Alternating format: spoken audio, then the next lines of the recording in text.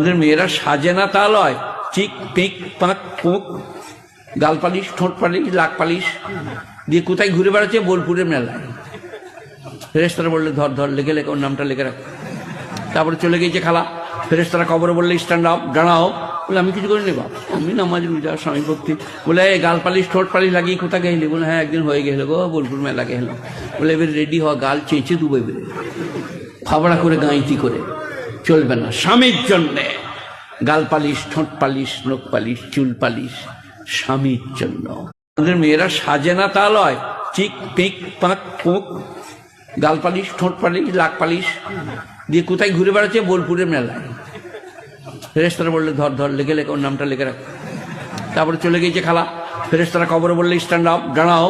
বলে আমি কিছু করিনি বাপ, আমি নামাজ রোজা স্বামী ভক্তি। বলে গাল পালিশ ঠোঁট পালিশ লাগিয়ে কোথায় গেলি? বলে হ্যাঁ একদিন হয়ে গেল গো, বোলপুর মেলা গেলাম। বলে এবার রেডি হওয়া, গাল চেঁচে দুবে বেড়ে, ফাবড়া করে গাঁইতি করে চলবে না। স্বামীর জন্যে গাল পালিশ, ঠোঁট পালিশ, নখ পালিশ, চুল পালিশ স্বামীর জন্য।